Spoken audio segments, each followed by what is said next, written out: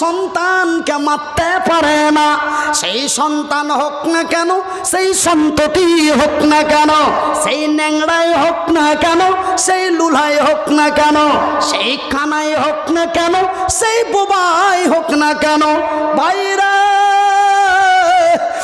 যারা মাকে খোঁটা দিয়ে কথা বলে, যেই মাকে আমি বিদায় করে দিয়েছি, যার ঘরে মা নাই তাকে বলো মা কাকে বলে, যার ঘরে মা নাই তাকে বলো মা কাকে বলে। রে আমার মায়ের, আমার বন্ধুরা, যারা মাকে খোঁটা দিয়ে কথা বলো, মা কাকে বলে রে আমাকে জিজ্ঞাসা করো, মা কাকে বলে রে আমাকে জিজ্ঞাসা করো।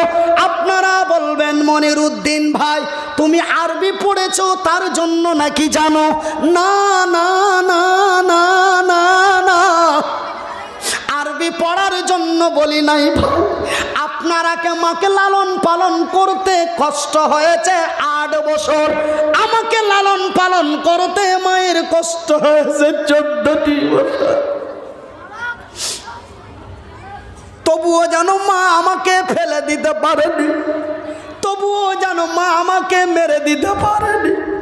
মা যদি চাইতো রে, যেই দিন মায়ের গর্ভে থেকে এসেছিলাম সেই দিন যেন মা আমাকে নারী ভুড়ির সঙ্গে ভাঙা হাড়িতে ভরে, পলিথিনের মধ্যে ভরে মা যেন পানির মধ্যে ফেলে দিতে পারত, কিন্তু না রে না, মা এতই দয়ার জিনিস, না রে মা এতই মায়ের জিনিস, না রে না, মা এতই ভালোবাসার জিনিস।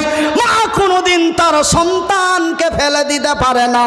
আমি মনিরুদ্দিন আমার পকেটের কলমটা দিয়ে লিখে দিচ্ছি বন্ধু, মায়ের পেট থেকে যদি ছাগলের বাচ্চা হয়ে যায় মা যেন তাও মারতে পারে না। তবে দাহিয়া কালবির বিবি মেয়েটাকে কেমন করে মেরে দিতে পারে? মেয়েটাকে যেন মেরে দিতে পারল না, মেয়েটাকে যেন সুন্দর করে লালন পালন করে, আদর যত্ন স্নেহ করে যেন মেয়েটিকে সুন্দর করে মানুষ করল। বেশ কিছুদিন পরে দাহিয়া কালবি বাড়ি ফিরল। দাহিয়া কালবি বাড়ি ফিরে আসার পরে ছোট্ট মেয়েটা যেন টুকটুক টুকটুক করে বাড়িতে ফিরে। দাহিয়া কালবির নজর পড়ে গেল, এই মেয়েটা কে রে, এই মেয়েটা কার রে? এই মেয়েটা কি নাকি আমার বিবির তো গর্ভধারণা রেখে গেছিলাম, তবে আমার বিবির গর্ভ তো খালি দেখতে পাই, তবে মেয়েটা কি নাকি আমার বিবি নাকি ভয়ের কারণে বলে না। বিভিন্ন চিন্তাধারা